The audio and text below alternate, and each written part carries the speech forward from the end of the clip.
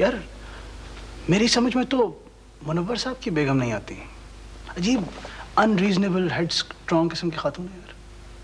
यार सारी जिंदगी तो अपने मियाँ की कोई कदर नहीं की, पूछा नहीं उसे, अब अचानक ये कि शुरू। कुछ भी हो आसिफ, कुछ भी हो, वो है तो उसकी बीवी यार। उसकी जगह कोई भी औरत होती यही कुछ करती। देख, बात तो सोचने की है ना, कोई शख्स किसी पे इतना मेहरबान क्यों होता है यार? वो मुनव्वर साहब कमल पे इतनी मेहरबानियां क्यों कर रहे हैं? अब तुम फिर से शुरू हो जाओ, शाबाश, फिर से शुरू हो जाओ। नहीं, मैं किसी की नीयत पे शक नहीं कर रहा। मैं तो एक बात कर रहा हूं, तो खुद बता ना। कोई किसी में इतना इंटरेस्ट ले, उसके पीछे कोई ना कोई बात तो होगी ना भाई। और ये कोई ना कोई बात मैं तुम्हें बड़ी डिटेल से इससे पहले बता चुका हूं। जी आप बता चुके हो, और तब मैंने यकीन भी कर लिया था। लेकिन नहीं, अब नहीं आसिफ। गुल्लू, जो तू बात कह रहा है मतलब समझता है उसका? मैं सिर्फ मुनव्वर साहब की बात कर रहा हूं, सिर्फ मुनव्वर साहब की।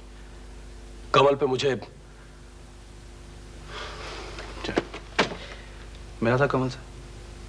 गया था, डॉक्टर ने नींद का इंजेक्शन लगाया था और सो रही थी। बस मैं इकबाल साहब के पास कुछ देर बैठ के आ गया। वो बेचारे भी सख्त परेशान हैं। क्या कहते हैं? क्या कहेंगे, क्या कह सकते हैं?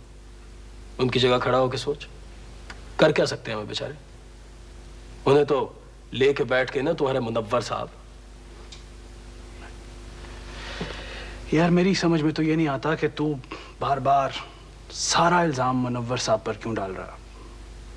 देख, उन्होंने तो जो कुछ भी किया है अपनी तरफ से तो ठीक किया यार। जो उनकी हालत पहले थी, जहां वो पहले रहते थे, वहां से निकाल कर उन्हें एक बेहतर मकाम पर ही लाए। देख दोस्त, मत सोच इस तरह, मत सोच। ये शक जो होता है ना, ये एक दीमक की तरह होता है। एक दफा जगह बना ले तो बड़े से बड़े एतमाद के शहतीर भी बिल्कुल बुरादे का ढेर कर देता है।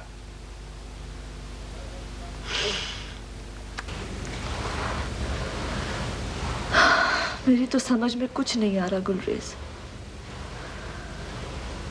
हर चीज जैसे कटमट हो गई है। हर वक्त दिमाग में शाय शाय सी होती रहती है। तुमने क्यों नहीं पकड़ा उनका हाथ? क्यों नहीं मारा उनके मुंह पे जवाबी थप्पड़? कहा ना, ये सब कुछ इतनी जल्दी हुआ, इतनी आनंद फानंद पता ही नहीं चला। और वो जो सब लोग वहां खड़े थे, किसी ने कुछ नहीं कहा उनसे? कौन क्या कहता? मेहताब साहब तो बेचारे खड़े के खड़े रह गए। मेहताब साहब खड़े के खड़े रह गए तो मेहताब साहब ने क्या कहना था उनसे? खैर, अब ये बताओ कि अब क्या सोचा है तुमने? अब्बू गए हैं मुनव्वर साहब को फोन करने। वो जैसे ही आते हैं मैं उनसे बात करती हूँ।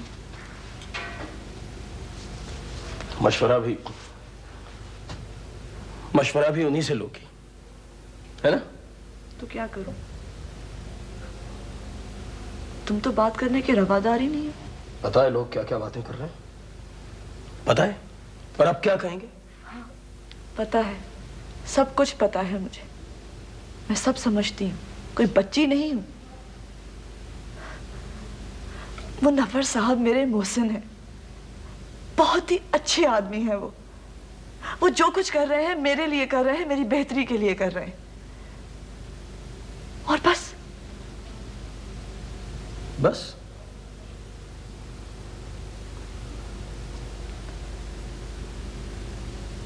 क्या तुम भी उसी तरह सोच रहे हो जैसे उनकी बीवी सोचती है? नहीं कमल, मैं इस तरह नहीं सोच रहा। लेकिन गुलरेज, मेरी तरफ देखो। तुम्हें मुझ पर एतबार नहीं रहा?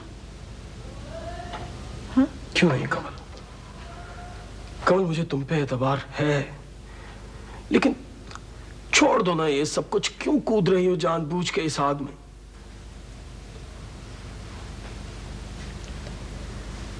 सोच तो मैं भी ही रही हूँ गुलरेज, पर तुमसे ही उम्मीद नहीं थी। कमल,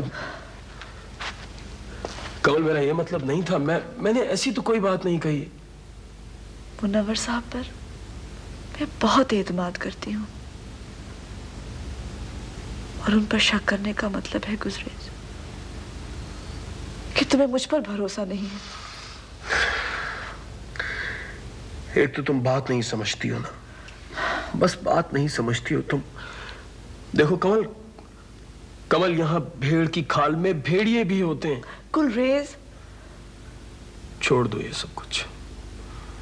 कितनी अच्छी जिंदगी गुजर रही थी हमारी, कितनी अच्छी जिंदगी गुजर रही थी, और इस शख्स की वजह से इस शख्स ने आकर सब कुछ खराब कर दिया। बस छोड़ दो, तुम इससे मिलना छोड़ दो। ये तो कोई बात नहीं हुई गुलरेज।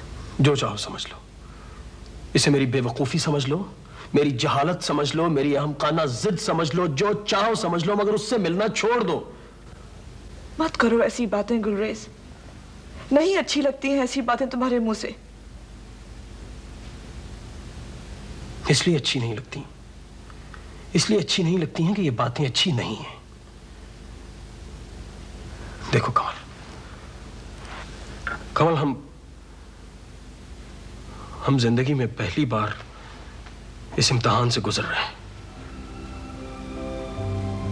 पता नहीं ये हमारे रास्ते में ये दौराहा क्यों आ गया। ना आता तो अच्छा था, लेकिन मुझसे अब वसवसों की इस दलदल में ज्यादा देर खड़ा नहीं हुआ जाता।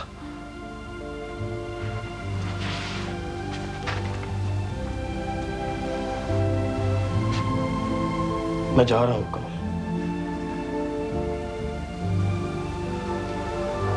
मैं किसी अगले मोड़ पे रुक के तुम्हारा इंतजार करूंगा, लेकिन कमल इस इंतजार को ज्यादा तवील ना करना, इसलिए कि जमीन का काम है घूमना और वक्त का कमाल चलना है। ऐसा ना हो कमल कि तुम आओ और मैं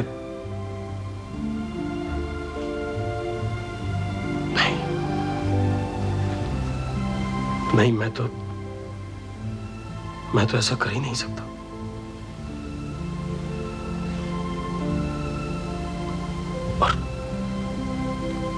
और तुम भी, मुझे यकीन है कमल। मैं अंदर आ सकती हूँ मुनव्वर भाई? ओह भाभी, प्लीज प्लीज प्लीज। अच्छा डॉक्टर साहब भी। बिस्मिल्लाह बिस्मिल्लाह। अस्सलाम वालेकुम। वालेकुम अस्सलाम। तशरीफ रखिए, बैठिए। Thank you. House everything? ठीक है, शुक्र है उस परवरदिगार का। बहुत रिलीजियस हो रहे हैं आजकल आप। है क्या कि भाभी, खुदा परस्ती हमेशा खुद परस्ती के बाद आती है। हजरत अली ने फरमाया है कि मैंने अपने रब को अपने इरादों के टूटने से पहचाना। गजाला मुझे बता रही थी कि यानी तुम्हारी बीवी का ख्याल है कि तुम उस लड़की में जरूरत से ज्यादा दिलचस्पी ले रहे। और मैंने ये भी सुना है कि भाभी ने वहां स्टूडियो में उसे। हाँ, मेरे हिस्से का थप्पड़ मरियम ने उस बेचारी बेगुनाह को मार दिया। ये तो बहुत बुरी बात हुई। हाँ, बुरी तो हुई, लेकिन इसके बतन से एक अच्छी बात भी पैदा हुई। बस तुम समझ लो, it's a blessing in disguise. मैंने मरियम से मुकम्मल अलैदगी का फैसला कर लिया। मैंने वो स्मोक स्क्रीन दरमियान से हटा दी है जिसके नीचे मेरे 22 बरसों की किरचियां बिखरी पड़ी थी। मैंने पढ़ा था आपका वो खत। मुनव्वर, ये लड़की है कौन? क्यों? कोई भी हो, इससे क्या फर्क पड़ता है? तो इसका मतलब है कि यानी पसंद करने लगे हो तुम उसे? रज़ाक, तुम उससे मिलोगे तो तुम भी उसे पसंद करने लगोगे। वो है ही ऐसी। रज़ाक का ये मतलब था कि इस पसंद की नौयत क्या है? नौयत का तो मुझे मालूम नहीं, बस वो मुझे अच्छी लगती है। उससे मिलकर, उससे बातें करके, उसे खुश देखकर मैं खुश हो जाता हूं। देखिए, इसी से सब फर्क पड़ता है ना। अब आपने अपनी जिंदगी के 20 बरस मरियम की मौजूदगी के बावजूद अकेले गुजारे, और आपकी जिंदगी में ये यकीनन एक खला है, और खला चाहे जज्बाती हो या कोई और, कायम नहीं रहता। और फिर अगर ऐसा है तो भाभी, मैंने कहा ना, मुझे नहीं पता। तो फिर पता कीजिए ना। ऐसे नामालूम जज्बे उड़ते तीरों की तरह से होते हैं, कभी कभार सीधे दिल में उतर जाते हैं, तो फिर बहुत मुश्किल हो जाती है। जहाँ मुश्किल तो हो जाती है, मैंने बहुत सोचा मैंने भाभी, लेकिन मुझे कहीं से कोई सिरा नहीं मिला। एक रेशमी ऊन के गोले की तरह है, जिसे मैं जितना सुलझाता हूं उतना ही उलझता चला जाता।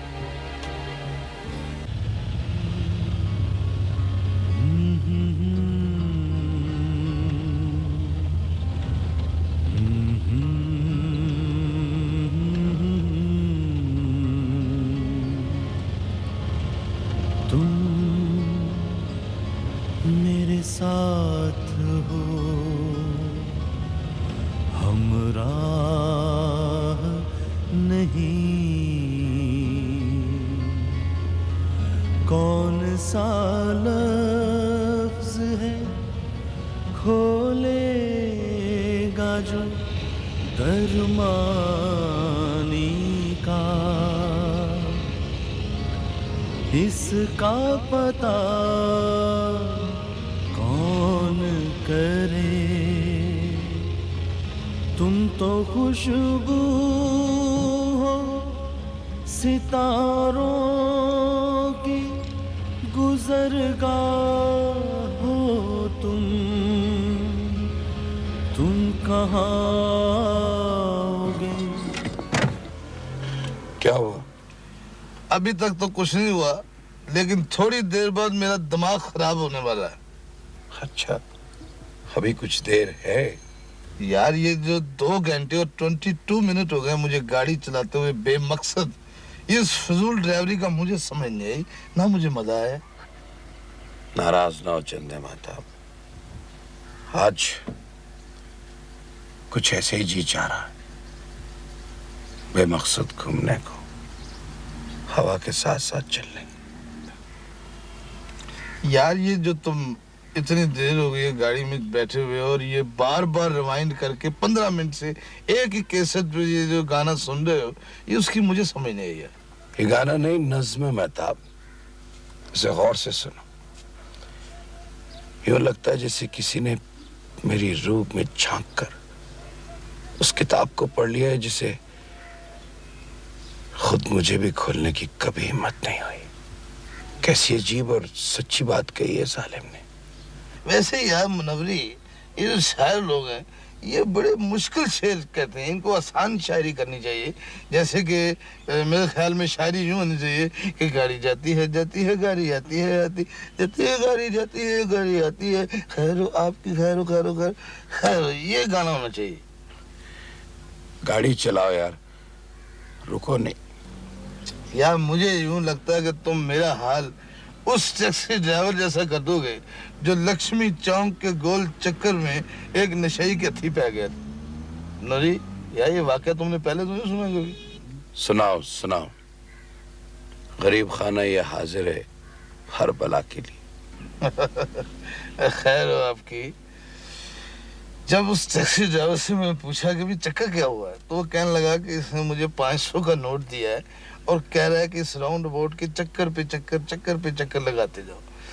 अभी 36 रुपये हुए हैं बाबूजी और मुझे पाँव चढ़ गए। पाँव समझते हो? चक्कर को कहते हैं, वो जो तुम मुझे दे रहे हो इस वक्त। बात अच्छी है लेकिन मेरा हंसने को जी नहीं चाह रहा। यार तुम थोड़ी देर के लिए खामोश नहीं हो सकते? ना, खामोशी मेरी कमजोरी है। तभी ठीक है, मुझे यहीं उतार दो, मैं आ जाऊंगा। यहाँ क्या अब बीलों के साथ मशवरे करने हैं तुमने? यार कमाल कर। देखो मुझसे बहस नहीं करो।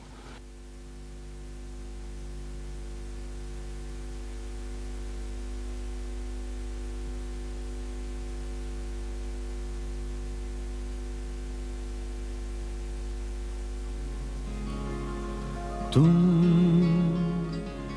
मेरे साथ हो,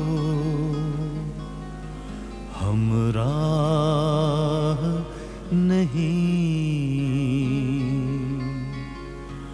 कौन सा लफ्ज है खोलेगा जो दरमानी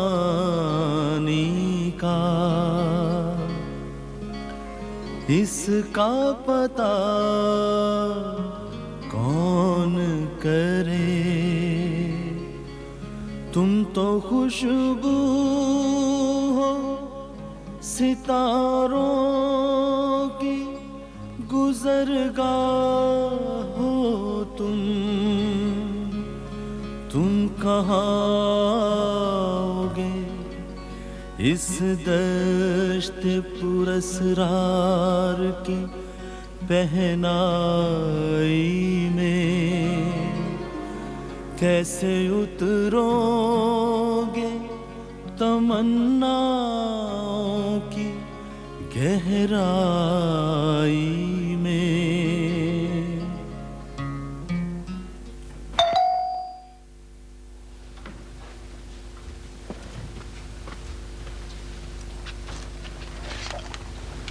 सर आप कहाँ चले गए थे सर? मैं तो कल से आपका इंतजार कर रही थी। अभी भी हौसला नहीं हो रहा था। बिलीव यू मी, मैं कई घंटों से तुम्हारे घर के बाहर घूम रहा था। सर जो होना था हो गया सर। आप क्यों इतना फील कर रहे हैं? इसमें आपका तो कोई कसूर नहीं था सर। कैसे नहीं है मेरा कसूर? सारे फिसाद की जड़ मैं ही तो हूं ना। नहीं सर, ऐसे ना सोचें सर। आप बैठिए, मैं चाय लाऊं आपके लिए? No no thank you. ये लो। ये क्या है सर? एक नज्म है, अच्छी लगी, तुम्हारे लिए ले आया। कभी कभी यूं भी होता है कि किसी के दिल की बात कोई दूसरा इस तरह से कहता है कि जानो किताब से पढ़ रहा हो। सर गुलरेज भी कोई शेर कहता है सर कि जो बात तुमने कही है वही बात मेरे दिल में भी थी। Something like this sir. Any how sir, thank you so much. मैं जरूर सुनूंगी इसे सर। गुलरेज कौन है ये? आप नहीं जानते सर? आप कैसे जानेंगे सर? मैंने तो कभी आपको बताया ही नहीं। अच्छा हुआ सर आपने पूछ लिया। मैं तो कई दिन से आपको बताना चाह रही थी, पर मुझे भी हौसला नहीं हो रहा था सर। क्यों? सर वो बात ही कुछ ऐसी है सर। सर गुलरेज है ना, I mean, हम दोनों, मेरा मतलब है। सर मैं बैठ जाऊं? हाँ बैठो।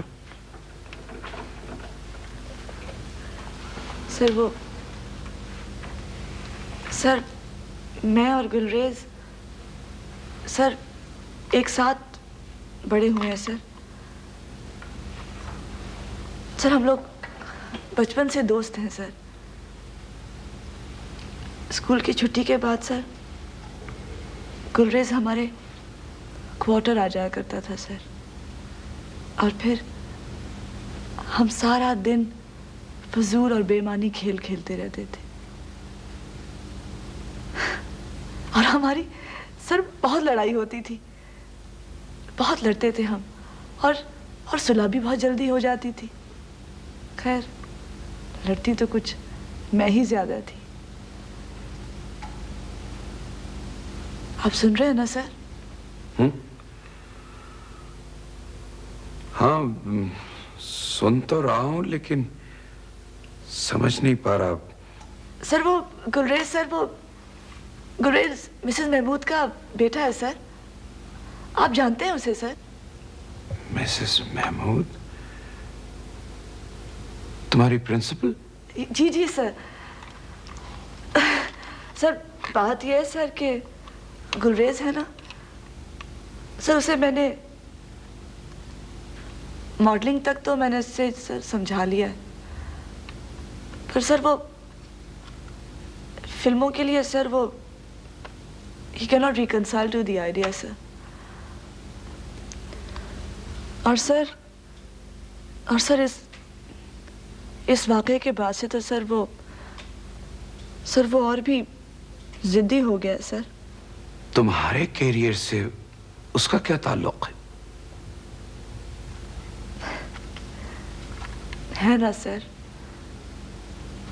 सर वो और मैं सर I mean, हम दोनों सर एक्चुअली सर वो चाहता है कि हम शादी कर लें सर।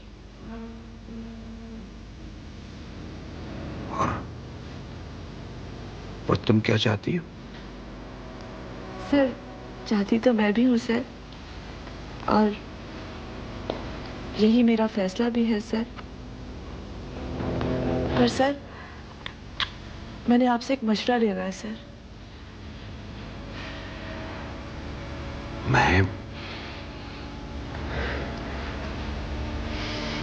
मैं क्या मशवरा दे सकता हूं?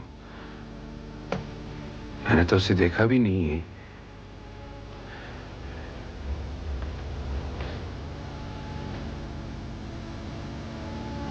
और फैसला तुम कर चुकी हो? सर फैसला तो सर मैं कर चुकी हूँ, पर सर गुलरेज बहुत जिद्दी है सर। वो जो फिल्मों वाला फैसला है ना सर मेरा, सर मैं चाहती हूँ सर कि आप उसे समझाएं। एंड आई नो कि सर अगर आप उसे समझाएंगे ना सर वो समझ जाएगा। आपका समझाने का सर तरीका ही कुछ ऐसा होता है कि सर आप उससे बात करें सर, प्लीज सर। लेकिन भाई मैं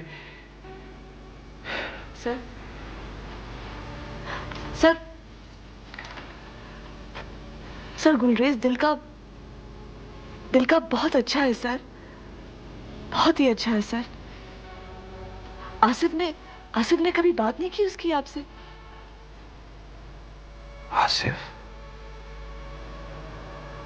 आसिफ से क्या रिश्ता है उसका? सर आसिफ ही तो उसका सबसे गहरा दोस्त है सर।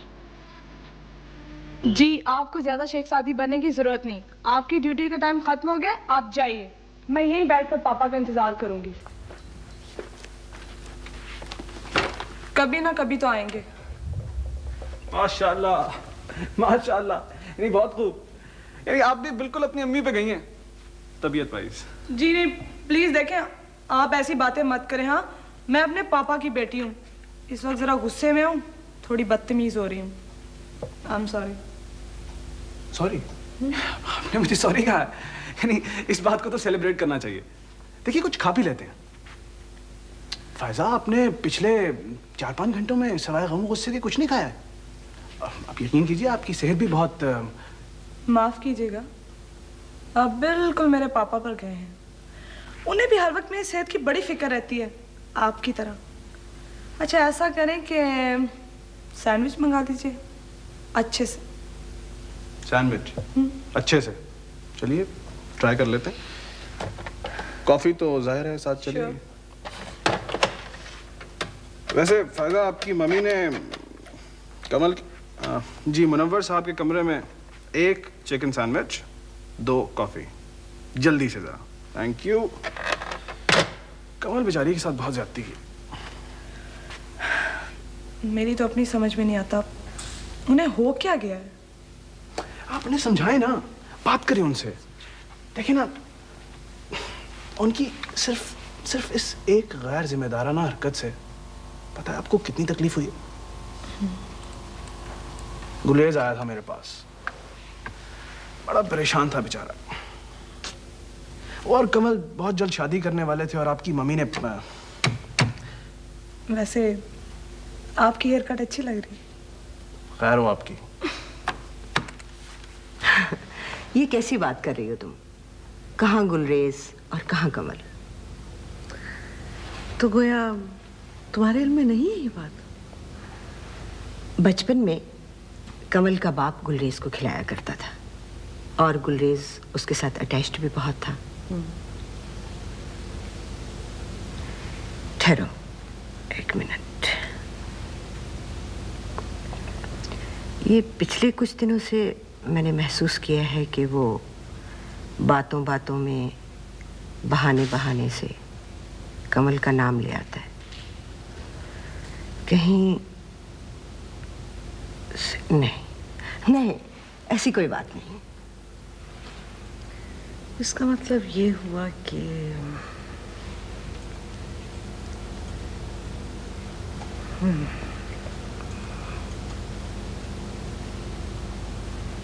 सुनो, मेरा जवाब अब भी वही है। पर्चा दर्ज हो चुका है। अब आप जाइए अदालत, कोर्ट और कचहरी में। आप तो बाइज्जत शहरी हैं ना, इस मुल्क के बाइज्जत शहरी हैं। जाइए वहां जाके केस लड़िए, ये तो आपका हक है। दुनिया का निजाम इस तरह नहीं चलता यंग मैन। हमने भी सारी उम्र बड़ी की पोस्टों पे काम किया है। किसी को ओब्लाइज करोगे तो कोई तुम्हें ओब्लाइज करेगा। आपने मेरे बच्चे को देखा है, अतीक को? उसके मुंह में तो जुबान ही नहीं है। यकीनन आपको गलत फहमी हुई है। गलत फहमी? हाँ। देखिए, मैं आपसे बहस तो करना नहीं चाहता। मेरी या मेरे डिपार्टमेंट की उससे कोई जाती दुश्मनी तो है नहीं। अगर वो बेगुनाह होगा तो ऑब्वियसली। जाती दुश्मनियां इसी तरह शुरू होती हैं एसपी साहब। देखिए, हम आपसे झगड़ा करने नहीं आए हैं। हमारे बच्चे, फर्ज कीजिए उनसे कोई गलती हो भी गई है तो आप उन्हें माफ कर सकते हैं। वो नौजवान हैं, नासमझ हैं, और मैं समझता हूं कि उन्हें अच्छी खासी नसीहत हो गई है। उनके कैरियर को दाग लग जाएगा। बिल्कुल। Career? What career are you talking of? उन्होंने मोहतरम जो कारनामे अंजाम दिए हैं अब तक, वो तो अच्छे अच्छे छटे हुए गुंडे और बदमाश भी अंजाम नहीं दे सकते। और हां, रही उनके कैरियर की बात, जो अब आपको याद आ गया है, तो अगर आपको या उनको अपने कैरियर का इतना ही ख्याल होता ना। बहरहाल मैं आपसे इस बहस में नहीं पढ़ना चाहता, लेकिन मैं आपको इतना जरूर बता देना चाहता हूं कि उनके इस जुर्म में आप बराबर के शरीक हैं। हाँ हाँ, तो लगाइए हमें हथकड़ियां, काटिए हमारे खिलाफ पर्चा। बराबर के शरीक हैं। मुरासमत के शुरू में ऐसे दौरे अक्सर लोगों को पड़ते हैं। आइए साहब, हो जाएगा इनका भी बंदोबस्त। आइए। खैर हो आपकी, आप इसकी फिक्र ना करें, इसका बंदोबस्त मैं कर लूंगा। फिल्म लाइन में ऐसी एडजस्टमेंट जो होती है वो हो जाती है। वो तो ठीक है, पर आपकी शूटिंग। हाँ, और आपका नुकसान होगा। बुजुर्गों, नुकसान जिसका हुआ है, नुकसान मेरा ही सारा हो गया है, ठीक है, लेकिन हमने वो आइडिया ड्रॉप कर दिया। लेकिन आपका खर्चा तो हुआ है। खैर वो आपकी खर्चा जिसका हुआ, या मुनव्वरी समझाओ यार, क्या करेगा। देखिए इकबाल साहब, बुरा ना मानिएगा, मैंने आपके नाम पर मेहताब के अकाउंट में कुछ रकम जमा कराई है। वो इस रकम से बॉक्स ऑफिस ओरिएंटेड फिल्में बनाएगा। 12 फिल्में मेरी सुपर हिट हैं बुजुर्गों। मैं भी यही कह रहा हूं मेहताब। खैर हो आपकी, तो जब आपके पास रकम इकट्ठी हो जाए तो आप मेरे पैसे लौटा दीजिएगा। लेकिन अगर भाई, देखिए इकबाल साहब, मैंने आपसे कहा था ना कि मैं आपका एक आर्डेंट फैन हूं, and believe you me, till today I mean it. वो इसे बस एक हकीर से नजराना समझ लीजिए। और देखिए, अब इस मौजू पर मजीद गुफ्तगू न कीजिएगा प्लीज। कमल। जी सर। गुलरेज को मेरे पास भेज देना, मैं उसे समझा दूंगा।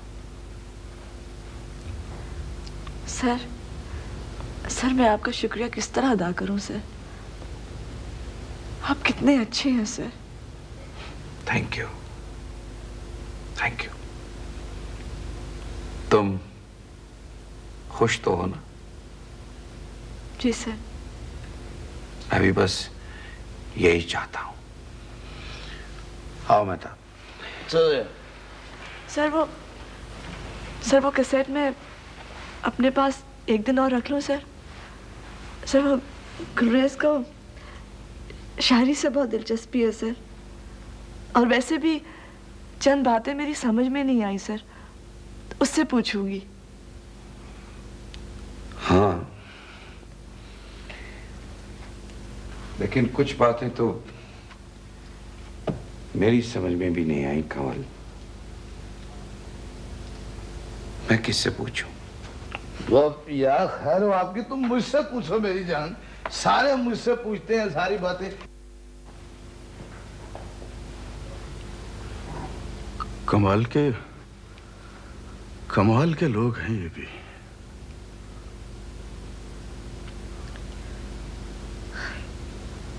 मुनव्वर साहब तो ही simply out of this world. अब्बू, गुलरेज तुम्हारा दोस्त है? जी जी जी सर। कैसा लड़का है वो? गुलरेज जी बहुत अच्छा लड़का। ये तुम अपनी दोस्ती की वजह से तो नहीं कह रहे? नहीं जी, नहीं, गुलरेज है ही बहुत अच्छा लड़का सर। आप मिले उससे सर? मिला तो नहीं हूं, इरादा है। तो सर अगर आप कहते हैं तो मैं अभी उसे बुलवा लेता हूं जी। नहीं, मैंने कहा है कमल से, वो शायद कल लेके आएगी उसे। कमल? जी जी सर। क्या बात है? कुछ नहीं सर, कुछ नहीं। ये फाइल भी सर। हेलो जी जी जी हैं जी। कौन बोल रही है जी? सर ये आपके घर से टेलीफोन है जी। मैंने तो उसे कहा। Phone sir. यस। मैं बोल रही हूँ। क्यों बोल रही हो? इत्तला देनी थी तुम्हें। नहीं, जरूरत मुझे किसी इत्तला की। मैं फायजा की मंगनी कर रही हूँ। क्या? वो लोग आज शाम उसे देखने के लिए आ रहे हैं। तुम होश में तो हो। मैं बाप हूं उसका, मुझसे पूछे बगैर तुम ये रिश्ता कैसे कर सकती हो? मेरे पास फजूल बातों के लिए वक्त नहीं है। मेरा काम इत्तला देना था। आना चाहो तो आओ, नहीं तो ना सही। लेकिन कौन लोग हैं वो? क्या करता है लड़का? और यूं ही लोग मेरे जानने वाले हैं। लड़का देखोगे तो जी खुश हो जाएगा। तुमने फायजा से पूछा? मैंने आज तक फायजा के बाप से नहीं पूछा। हेलो हेलो, क्या हुआ सर?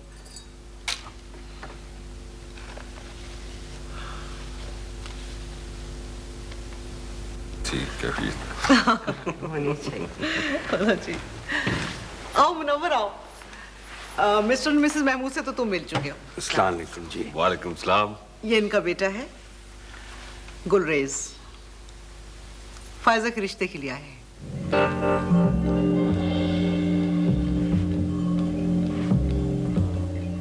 सर हम लोग बचपन से दोस्त हैं सर।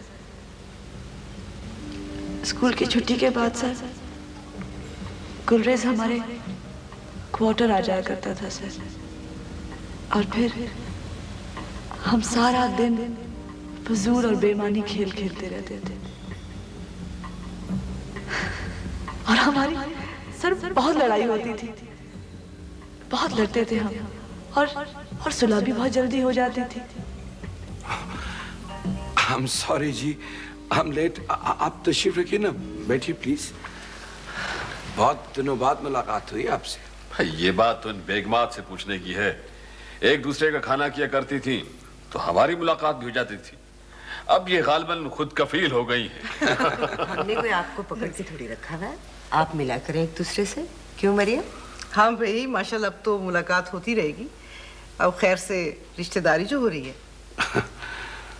वो महमूद साहब, दरअसल मरियम की खुद की शादी छोटी उम्र में हो गई थी, तो ये चाहती है कि बेटी भी जल्दी घर से रुखसत हो जाए। हालांकि मेरा ये ख्याल है कि फायजा को पहले अपनी तालीम मुकम्मल करनी चाहिए। उसका ऑक्सफोर्ड यूनिवर्सिटी में एडमिशन भी हो गया है, आज ही लेटर आया है उसका। मेरे तो कुछ समझ में नहीं आ रहा मुनव्वर भाई। मरियम तुम्ही ने तो मुझसे कहा था। हैरत की बात है, फायजा बेटी का इंग्लैंड में एडमिशन हो चुका है और माँ को पता ही नहीं। महमूद साहब, दरअसल हमारा मामला ही कुछ ऐसा है। अब देखिए ना, मुझे आज सुबह तक इल्म नहीं था कि आप लोग तशरीफ लाने वाले। लेकिन बात तय कर लेने में तो कोई हर्ज नहीं है।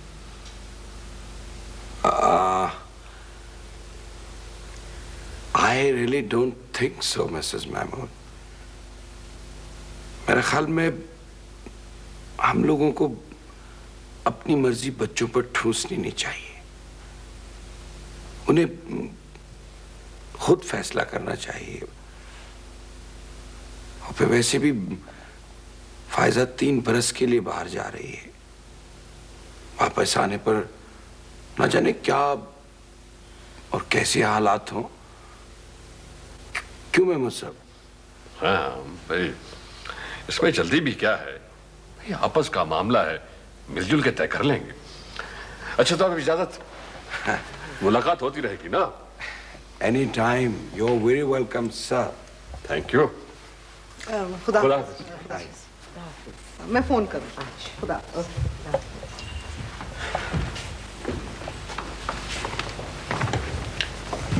Excuse me, Gulrex. तुम कल किसी वक्त मेरे ऑफिस आ सकते हो? जी, श्योर। And thank you.